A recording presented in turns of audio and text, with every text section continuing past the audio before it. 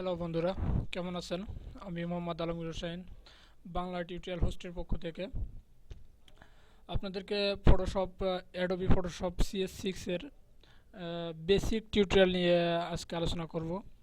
তো চলুন Photoshop CS6 এর ডিফল্ট পেজটা দেখে নিই একবার। এটা হচ্ছে CS6 এর ডিফল্ট পেজ। এখান থেকে আপনি আহ, এখান থেকে আপনি সব কিছু কন্ট্রোল করতে পারবেন। দেখেন এই সাইডে আপনার আছে হচ্ছে গিয়ে টুলসগুলো, রাইট সাইডেও আছে হচ্ছে টুলসগুলো। এই টুলসগুলো আপনাকে বলা হয় colour to ink, pink ink tools bar. এগুলো এখানে আছে লেয়ার, তারপর চ্যালেঞ্জ পেজ। এখান থেকে আপনি আরও ইচ্ছা করলে আরও স্টাইল যেগুলো আছে এখান থেকে আপনি নিতে পারবেন। অ্যাডজাস্টমেন্ট, সুইচ এগুলো নিতে পারবেন। দেখেন ফাইলে যাওয়ার পর এখানে আছে নিউ, ওপেন, ব্রাউজ। এখানে অনেক অপশন আছে। সেভ করার জন্য আছে সেভ আস। তারপর এডিটে আছে হচ্ছে undo, step forward, step backward, backward, তারপর ফেড, তারপর cut, paste, copy, merged, paste, paste special, clear, layer, এগুলো আপনার এখানে আছে দেখেন। তারপরে ইমেজে আছে মেড, অ্যাডজাস্টমেন্ট, অটো টোন। তারপর লেয়ার পেজে আছে new layer, layer style, resize, video layers, smart types. আপনার এই মেনু বারে অনেকগুলো অপশন আছে, এখান থেকে আপনারা দেখে নিতে পারবেন। তো চলুন আজকে দেখি টুলস সম্বন্ধে কিছু। এই টুলসগুলোর নাম কি কি। আপনি যে কাজ করবেন এই টুলসগুলোর নাম না জানলে পরে কাজ করতে পারবেন না। চলুন তাহলে এই টুলসগুলোর নামগুলো একটু সাধারণত জেনে নিই। আচ্ছা, এটা মিনিমাইজ করি আপনাদের জন্য। আমি একটা স্লাইড শো ওপেন করছি।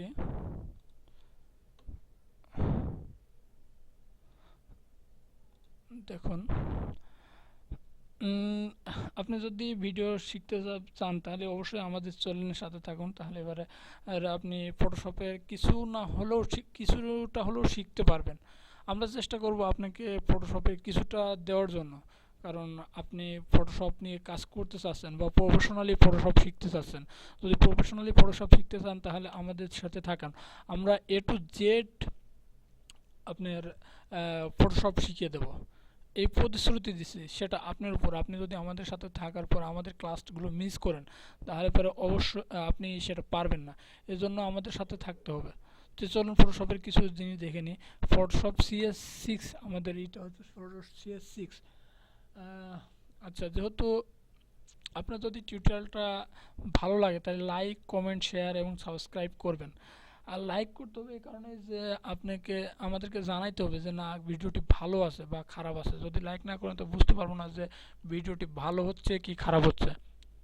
আর কমেন্ট করতে হবে, কমেন্ট করে আমাদেরকে অবশ্যই জানাইতে হবে যে কি করলে আরও ভালো করা যায়। কারণ আমরা কথায় আছে যে দশে মিলে করি কাজ, হারি জিতি নাহিলাজ। ঠিক আছে? তো আমরা হয়তো হাতে গোনা 5-6 জন লোকে আপনাদেরকে সব কিছু করতে পারবো না, শিখাইতে পারবো না। আপনারা যদি আমাদেরকে প্রশ্ন করেন যে এইটার পর এইটা কীভাবে হলো বা কীভাবে করতে হবে, তাহলে আমরা সেগুলো আপনাদেরকে ক্লিয়ারলি বুঝাইতে পারবো। ঠিক আছে? তারপর শেয়ার করবেন। শুধু আপনি জানলেন কিন্তু আরেকজন আপনার বন্ধুই আছে, সেও ফটোশপ শেখার জন্য অনেক আগ্রহ, কিন্তু আপনি তাকে শিখালেন না, তাকে জানালেন না, আপনি নিজেই জানলেন। সেক্ষেত্রে হয়ে গেল সেলফিশের মতন। সেলফিশ বলতে নিজেকে আত্মসাতের মতন হয়ে গেল। সেক্ষেত্রে আপনার বন্ধুদেরকে জানালে পরে জিনিসটা অনেক মানে ভালো হবে যে আপনারা দুইজনেই যখন ভিডিওটি দেখবেন তখন দুজনের একটা ডিসকাস করে একটা সিদ্ধান্ত নিতে পারবেন যে না, কি হলো জিনিসটা, কিভাবে কি করতে চাচ্ছে, কি বলতে চাচ্ছে জিনিসটাতে।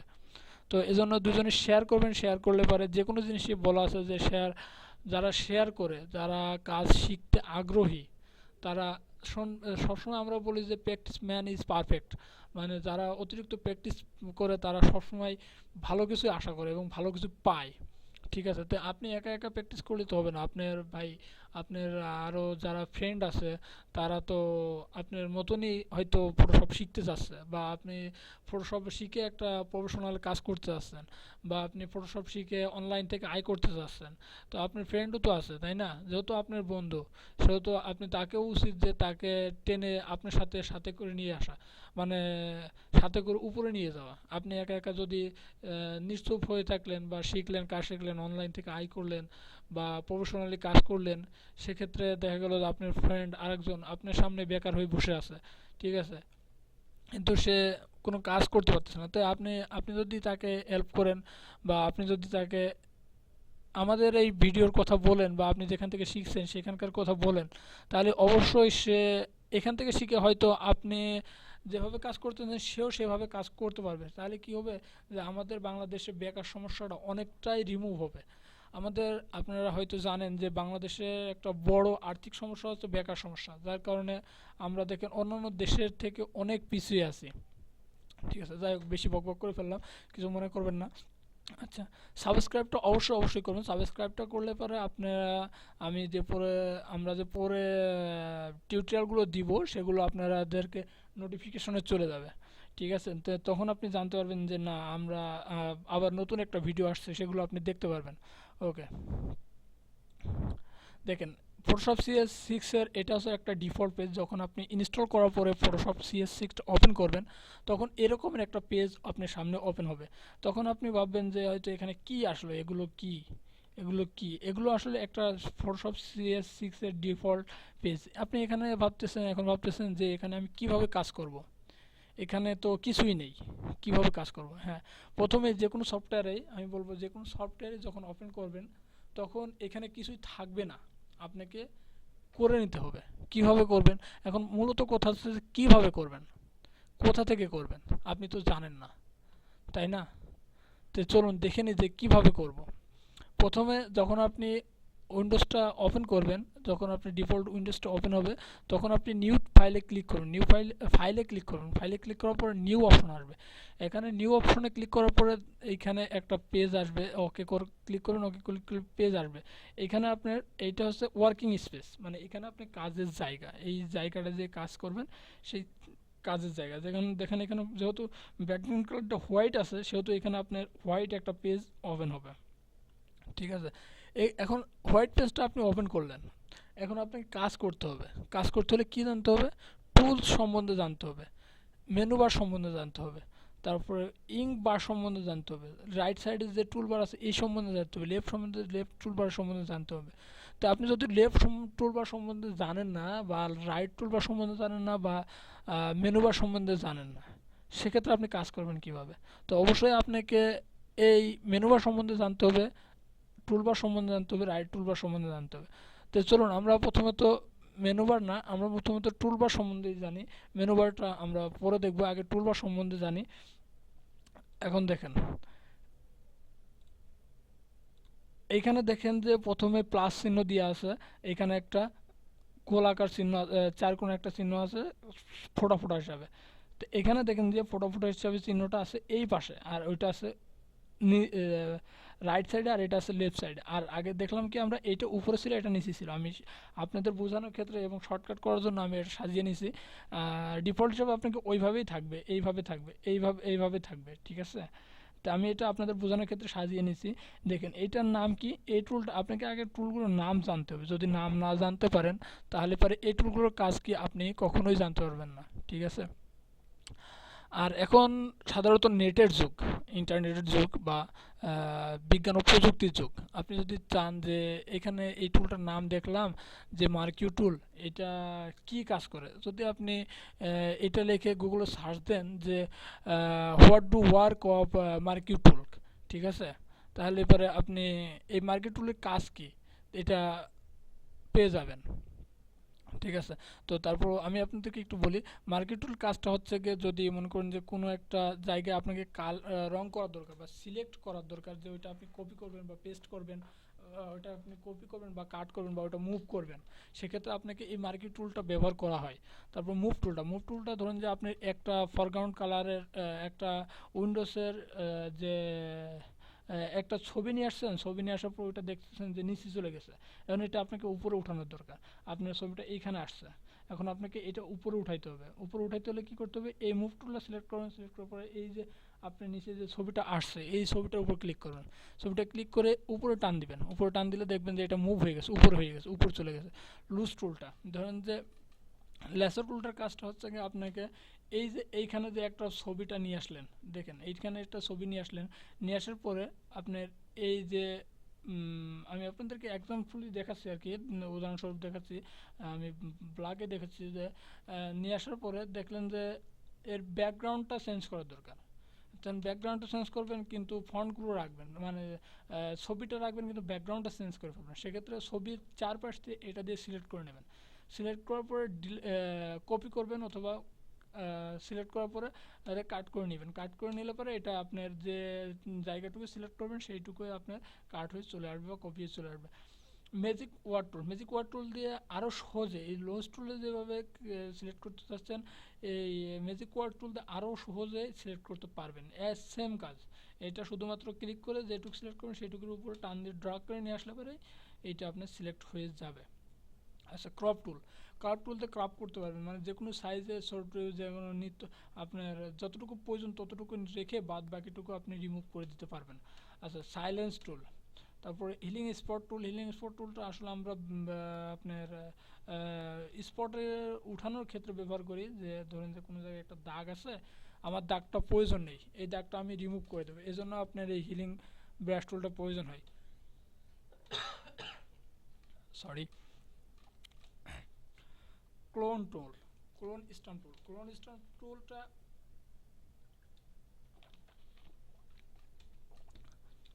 স্টাম্প টুলটা মূলত যে আপনার এক জায়গা থেকে কাটতে বেশি কেটে গেছে, এখন এটা আনডু হচ্ছে না।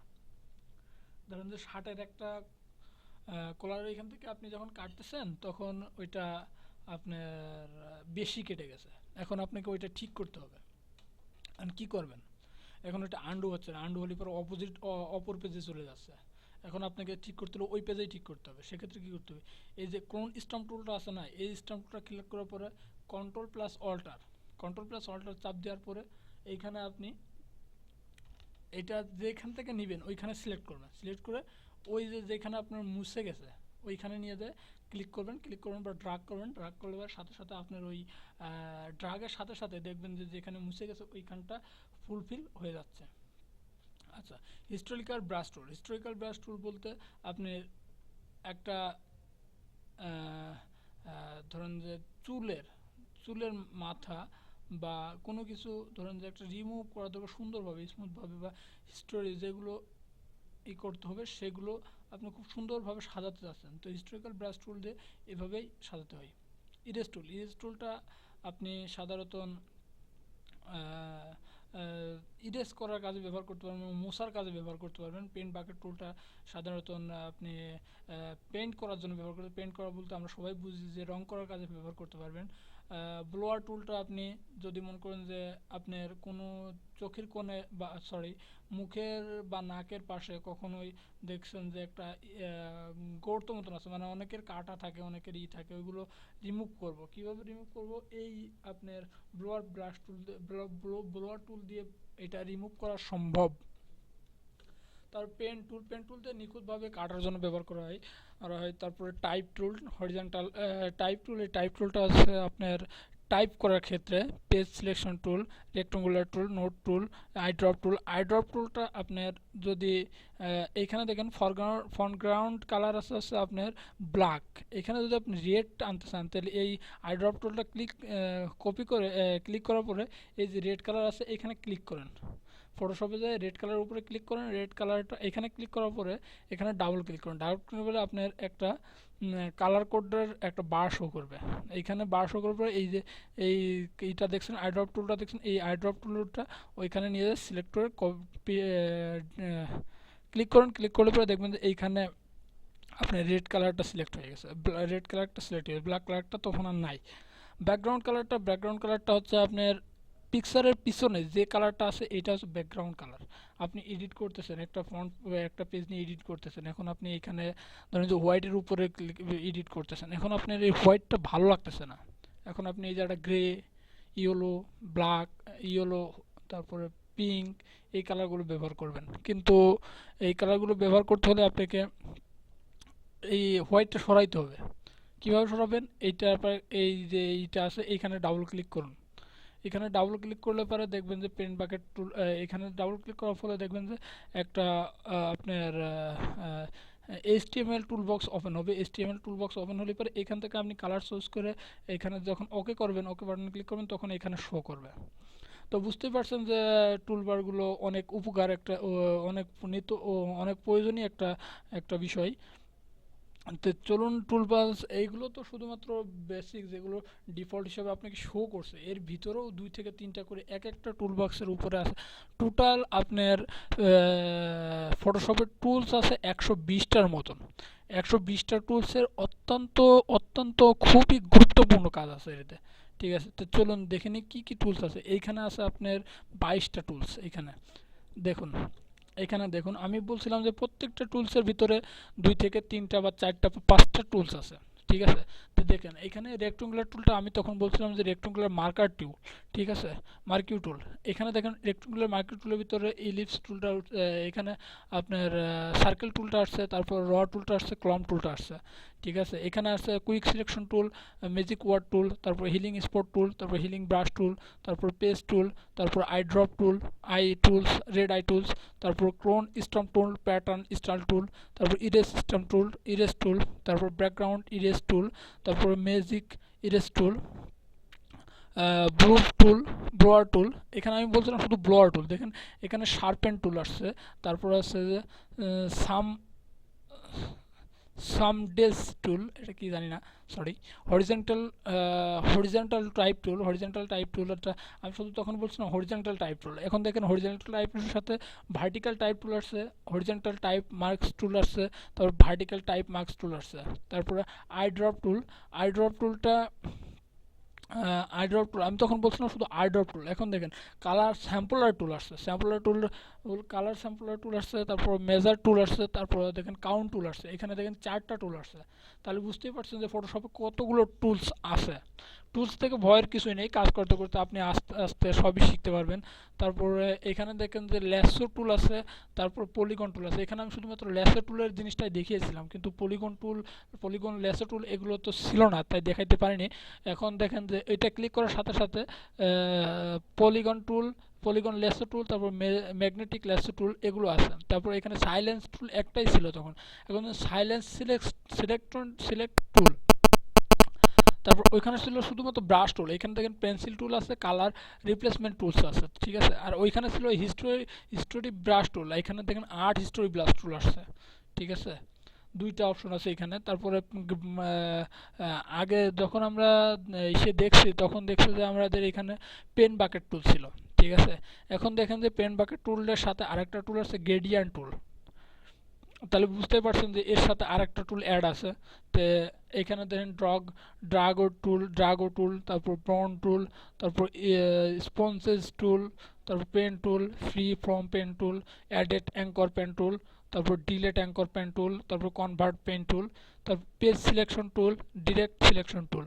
তারপর এখানে দেখেন আমি তখন বলছিলাম যে শুধুমাত্র রেক্ট্যাঙ্গুলার টুলটা আছে, কিন্তু এখন দেখেন যে রেক্ট্যাঙ্গুলার টুলের সাথে আরও 5টা টুল আছে। দেখেন রাউন্ড টুল আছে, তারপর সার্কেল টুল আছে, তারপর আছে পলিগন টুল আছে, তারপর লাইন টুল আছে, তারপর কাস্টমাইজ শেপ টুল আছে। এই কাস্টমাইজ শেপ টুলের ভিতরে আপনার মনে হয় আরও 60 থেকে 70টা টুল আছে এর ভিতরে। তারপর এখান থেকে নোটস আছে। এখানে আমি বলছিলাম যে শুধু নোটসের কথা বলছিলাম, তখন আমি শুধু বলছিলাম নোটসের কথা। এখন দেখেন নোটসের সাথে আপনি যদি মনে করেন যে নোটস দিব না, এখানে আপনি অডিও দিবেন, সেক্ষেত্রে আপনি অডিও দিতে পারেন। যে আপনি মৌখিক বলে দিচ্ছেন যে এখানে কি হবে, তখন যখন বলবেন তখন এইখানে এই কার্সার পর এইটার পর ক্লিক করার পরে যেখানে দিবেন সেখানে নিয়ে যায় ক্লিক করবেন। ক্লিক করলে এই অডিও বাটনটা আসবে, তারপর রেকর্ডিং অপশন আসবে। রেকর্ডিং অপশন আসলে পরে আপনি যখন কথা বলবেন তখন এটা অটোমেটিকলি রেকর্ড হবে। রেকর্ড হলে তখন আপনি এটা নিতে পারবেন। এটা ওইখানে সেভ করবেন, সেভ করলে ওইটা যখন আপনি ওপেন করবেন তখন ওইটা অটোমেটিকলি ওপেন হবে। আচ্ছা, এখন দেখেন এই টুল সম্বন্ধে আপাতত আমি মনে করি যে যারা এতদিন ভয় পাচ্ছিলেন এখন আর ভয়ের কিছু নেই, কারণ এই টুলগুলো সম্বন্ধে আমি মোটামুটি আপনাদেরকে ধারণা দিয়ে দিচ্ছি যে কোন টুলের নাম কি। এখন দেখেন টুলগুলো কিভাবে আনবেন। এখন এগুলো তো দেখেন যে ইসের ভিতর রয়েছে, কিন্তু আনবেন কিভাবে চলুন দেখে নিই। দেখেন এখানে ভি দিয়ে আমি প্রত্যেকটি টুলের শর্টকাট কিটা দিয়ে দিচ্ছি। শর্টকাট কি বলতে কি, আপনি এখানে যদি মুভ টুলটা আনতে চান তাহলে পরে মুভ টুলটা আপনাকে খুঁজতে হবে যে মুভ টুলটা কোথায়। মুভ টুলটা খুঁজতে হবে। মুভ টুল খুঁজতে যেয়ে আপনাকে 2-3 সেকেন্ড বা 2-3 মিনিট লেগেও যেতে পারে, যেহেতু আপনি নতুন, সেহেতু 1-2 মিনিট কোনো ব্যাপারই না। আমি যখন কাজ শিখছি বা আমরা যখন কাজ শিখছি, অন্যদের কথা বলতে পারবো না, আমার কথাই বলি, আমি যখন কাজ শিখছি তখন এই মুভ টুল, সিলেকশন টুল, মার্কিউ টুল, তারপরে আপনার কুইক সিলেকশন টুল, তারপরে হ্যান্ড টুল, এগুলো আনার জন্য অনেক কষ্ট করছি। মনে করেন যে 3টা 4টা করে আমি টুলসের কাজ শিখছি। একদিন, 2 দিন, 3 দিন, 4 দিন পর্যন্ত লেগে গেছে 4টা টুলের কাজ শিখতে। তারপরও আমি হাল ছাড়িনি যে না, আমি কাজটা শিখবো। তো এক্ষেত্রে আপনাদেরও আমি আশা করি যে আপনারাও চেষ্টা করবেন যে কাজ শেখার জন্য। দেখেন এখানে আমি পুরো শর্টকাট কিগুলো দিয়ে দিছি, আপনারা এখান থেকে দেখে নেবেন যে প্রত্যেকটি শর্টকাটে কি, ভিডিওটা দাঁড় করিয়ে করিয়ে দেখে নেবেন অথবা লিখেও নিতে পারেন। আচ্ছা, আরও একটু ক্লিয়ার করার জন্য এটাও একটা, এখানেও আপনার পুরো ডিটেলসটা দেওয়া আছে। দেখেন কার্টের জন্য কার্ট শিফট+ই দিছি কার্ট, তারপর শিফট+জে দিছি। এইখানে দেখেন শিফট+জে ছিল এইটা, কিন্তু কাট ছিল না, কাট ছিল শিফট+ই। এখানেও আমি শিফট+ই দিয়ে দিছি। আচ্ছা, এখন দেখেন আমি কিবোর্ডে শর্টকাট দিয়ে দিছি। আপনি কি কিবোর্ডে কোনটার সাথে কোনটা যোগ করলে আপনাকে এইটা আসবে। দেখেন এখানে বড় হাতের দিছি যেহেতু, সেহেতু আপনাকে অবশ্যই ক্যাপস লকটা করে নিতে হবে। ক্যাপস লক করার পরে দেখেন যে কুইক ম্যাক্স টুলটা আসছে, কুইক ম্যাক্স টুলটা আসছে এখানে। দেখেন ম্যাজিক ওয়ান টুল আছে ডাব্লু দেওয়ার কারণে, ইরেজ টুলটা আছে ই দেওয়ার কারণে, ব্লোয়ার টুলটা আছে আর এর মাধ্যমে, আর কিতে। এভাবে দেখেন প্রত্যেকটি কিতে আমি আপনাদেরকে টুলসটা দিয়ে দিছি। ঠিক আছে, আপনারা চাইলে এখান থেকে দেখে নিতে পারেন। এক্ষেত্রে কি হবে আপনাদেরকে, যে আপনারা যে একটা একটা খুঁজতে হবে না, আপনি কিবোর্ডের দিকে তাকাবেন, তখন মনে হবে যে না, এই জায়গাটা এই টুলটা আছে, তাহলে আমি এইটা চাপ দিই, সেক্ষেত্রে দেখা যাবে যে আপনার এই টুলটা শো করছে। ঠিক আছে, ওকে, থ্যাংক ইউ, সবাই ভালো থাকবেন। আর আমার আগামী টিউটোরিয়ালটা হচ্ছে ফটোশপে কীভাবে বাংলা লিখবো। আমরা অনেকেই বাংলা লিখতে পারি আবার পারি না, তাদের জন্য কীভাবে বাংলা লিখবো সেটা। ফটোশপে বাংলা লেখাটা একটা খুবই কষ্টকর কাজ, তাই বাংলা থেকে ইংলিশ, ইংলিশ থেকে বাংলা লিখতে গেলে অনেক একটা ঝামেলা পড়তে হয়। এজন্য আমি সহজে কীভাবে বাংলা লেখা যায় এটা আমি আপনাদেরকে দেখাবো। তো প্লিজ, যদি ফটোশপের ভিডিওটি ভালো লাগে বা আমার ভিডিওটি ভালো লাগে, আমাদের ভিডিওটি ভালো লাগে, তাহলে like, comment, share and subscribe করবেন। আজকে এ পর্যন্তই, সবাই ভালো থাকবেন। আশা করি সবাই আমার জন্য দোয়া রাখবেন। ওকে, থ্যাংক ইউ, বাই বাই।